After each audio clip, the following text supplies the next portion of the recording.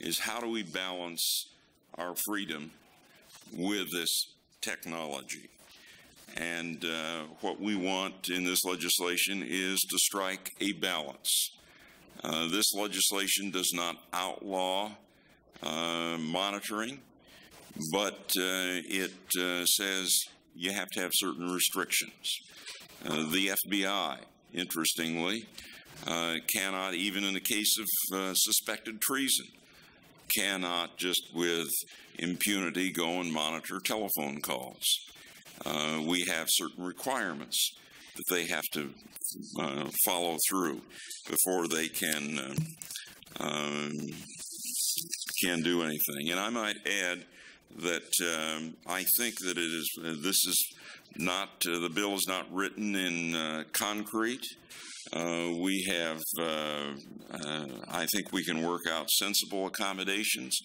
I read the testimony of Mr. Ruffalo, and it seems to me that most of the concerns that he has can be resolved through amendments. And that may be true. I've not read the other testimony yet, but some others who have concerns about this. We're not stopping monitoring. What we are saying is there ought to be notification. We ought to be providing some restrictions, that it should not be unrestricted. There is no question that workplace monitoring causes stress. What stress causes in this country, no one knows. My staff has a document here that says it costs $50 billion a year. I think that's taken out of thin air. I don't think anyone knows. But whether it's $5 billion or $10 billion or $20 billion or $50 billion, there's no question it is costly in our society. And in a very real sense, this is a women's issue because women are disproportionately impacted through this. It is interesting that in a country like Japan, we're now looking to Japan more and more for examples, you have virtually none of the kind of monitoring that we're talking about here today because the Japanese believe that it would harm labor management relations. Today's Wall Street Journal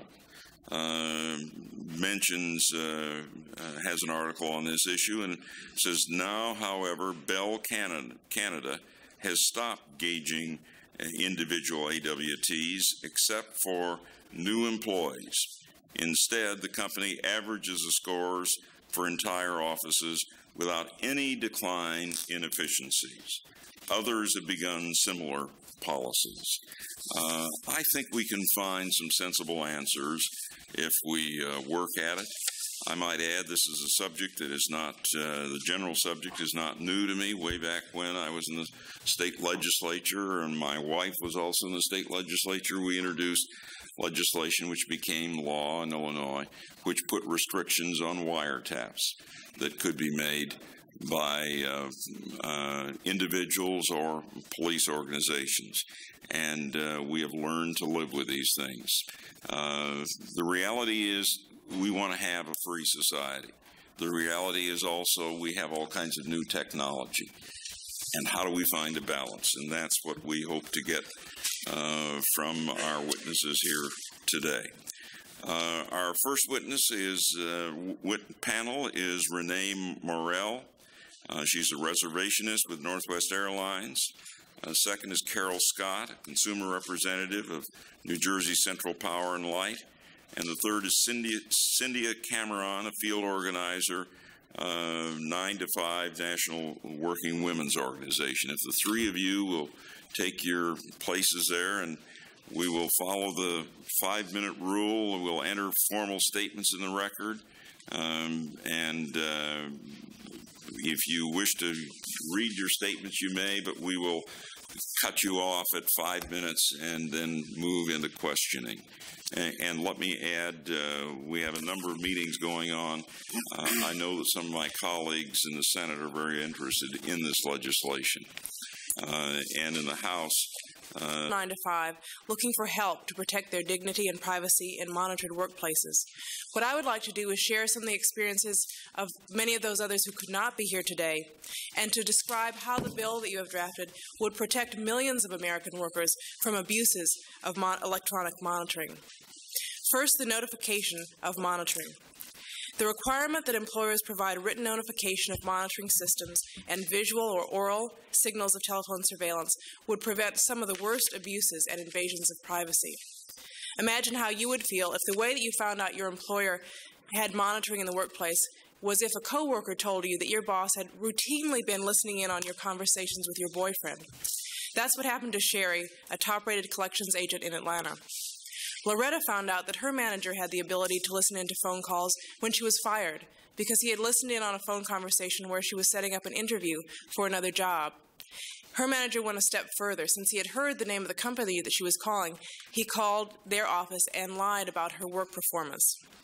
But it's not just isolated, unethical bosses who snoop in at the electronic keyhole that we're worried about.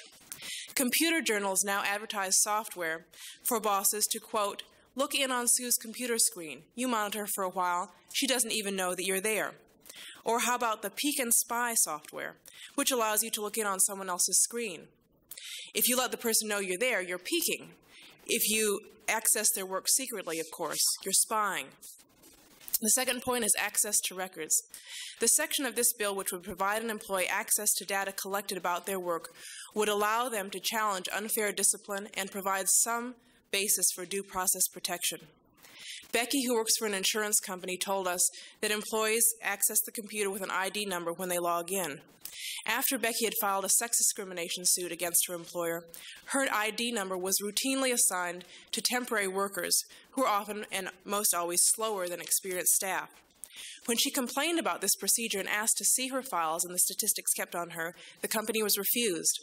Then, after 5 years of above-average evaluations, Becky was fired.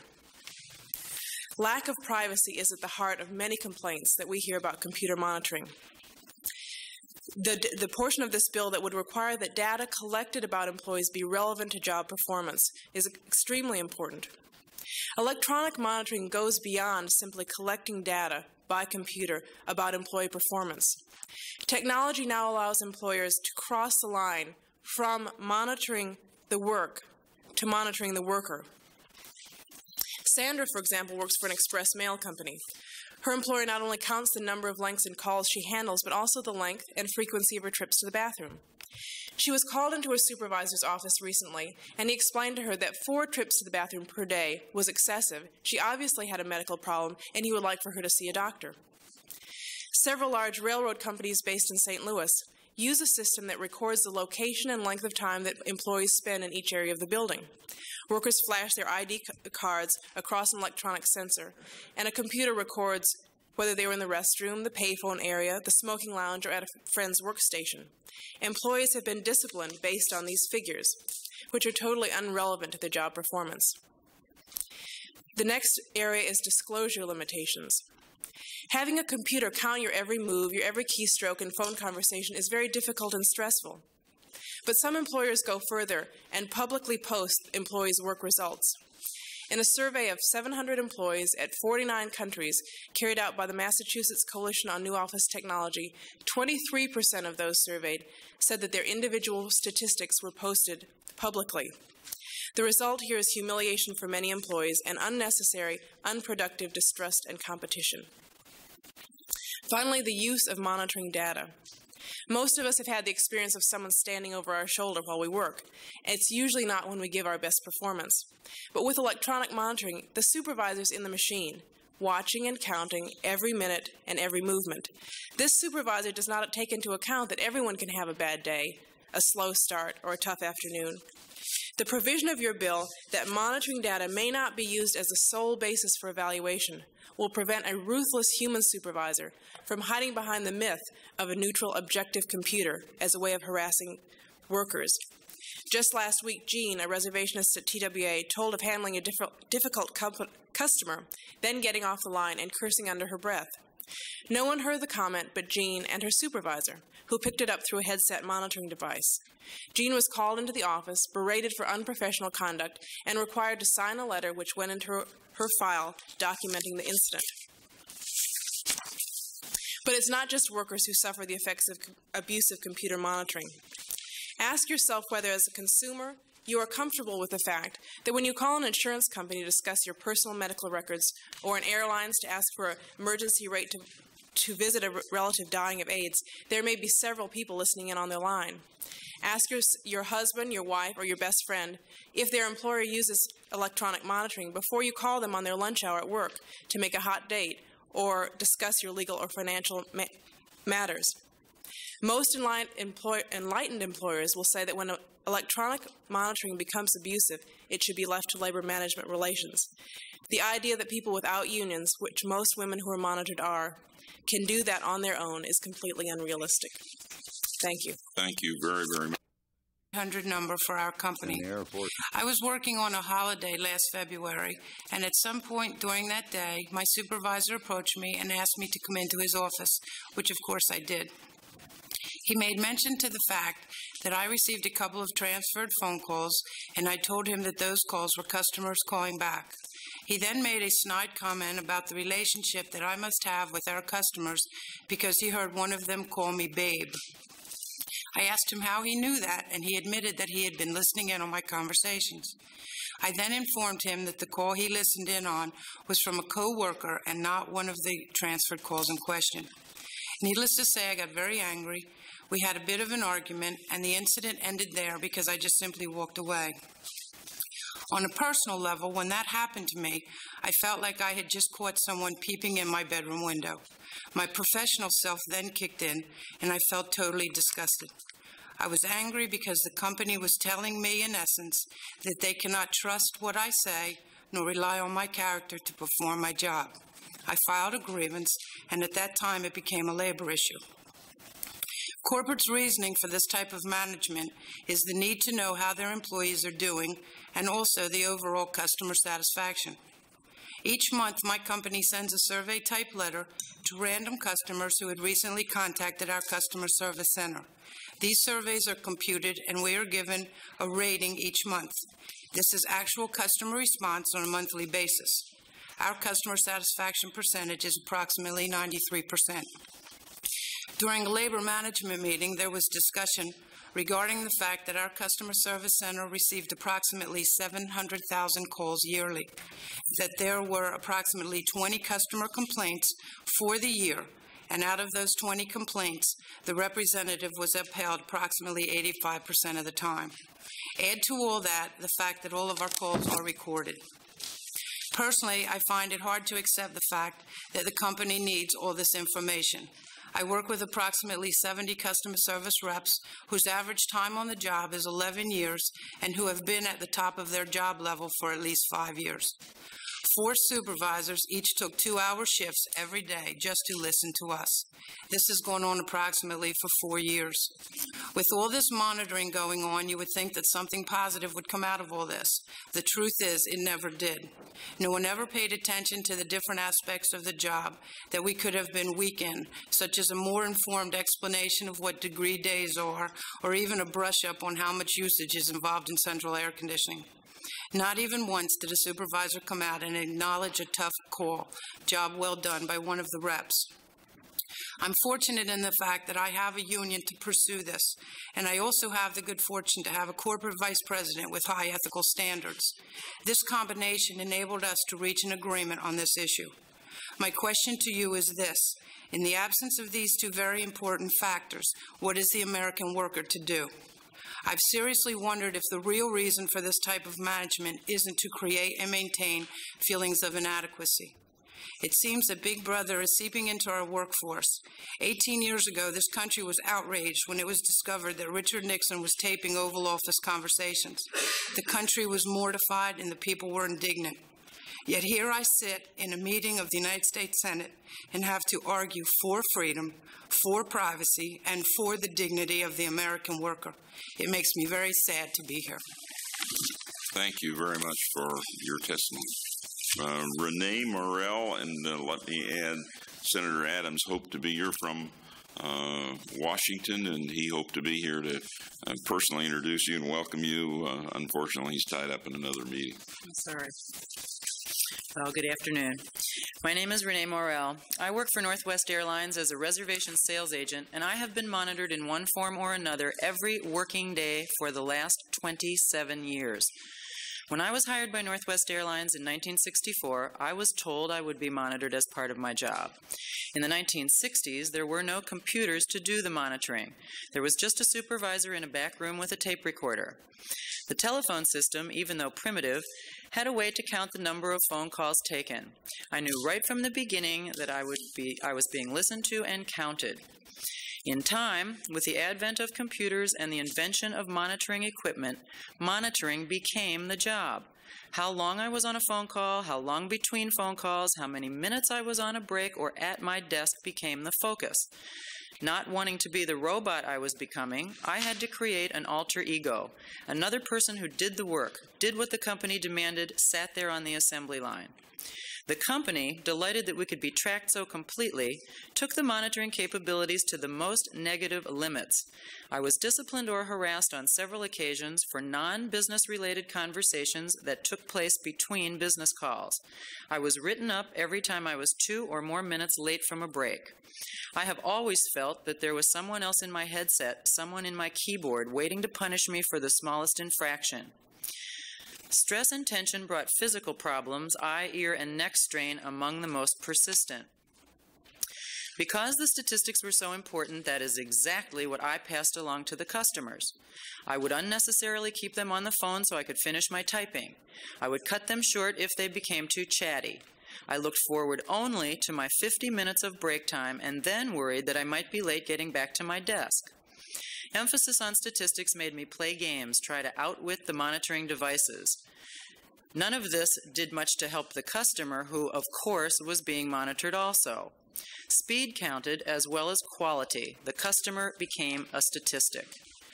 At the 25-year mark, even my alter ego couldn't take it anymore. A quarter-century of being monitored had taken its toll. I got to the point where I couldn't do my job effectively in any respect, and I thought of starting over somewhere else. In an amazing turn of events, at the exact same time, Northwest Airlines was purchased by a private company, Wings Holdings Incorporated. One of the first things that the new management said to us was that in a customer service industry, employees are the most important asset. We could look forward to major changes in how the airline would be run. In the 2 years since, almost everything in my work world has changed. In respect to monitoring, 2 very great changes have occurred. All reservation agents were given a survey to complete. We could say anything we wanted to say about our feelings on monitoring, and we did this anonymously. When the results were in, Northwest announced a self-monitoring program. I am now advised in writing on the day I am taped. When called into the supervisor's office, we listen to the tape together, and we only listen to 2 potential sales calls. The new program is called Sales Coaching and is used to determine my selling techniques if I am truly selling the product. There is no grade, no judgment, and what an incredible new perspective to do my work as an important, respected, knowledgeable, professional salesperson, no longer fearing and shrinking from the invisible listener. I do my job in a happy, caring manner, no longer worrying how long it takes to satisfy a customer's needs. The second change has been in the area of computer-printed statistics. These are still culled hourly, but the focus has shifted from counting bathroom breaks to totaling revenue generated by me, how much actual money I have made for the company. This is a much more interesting statistic and one that challenges me to improve. The legislation before this committee will probably not affect the way Northwest monitors employees. If all companies were run by enlightened management, we wouldn't need laws to protect the worker from ruthless employers. The fact is, American workers do need protection, and this legislation would provide basic minimum protection. Northwest management has allowed me to see the light at the end of the tunnel. However, there are many American workers who are monitored daily and don't even know there's a light to reach for. They need this bill to be passed. They need to be respected so that they may pass that respect along to their customers. I've been on a treadmill. I have not enjoyed it. I feel I was brainwashed and conditioned. Monitoring is intrusive, abusive, and can be debilitating depending on who has the information.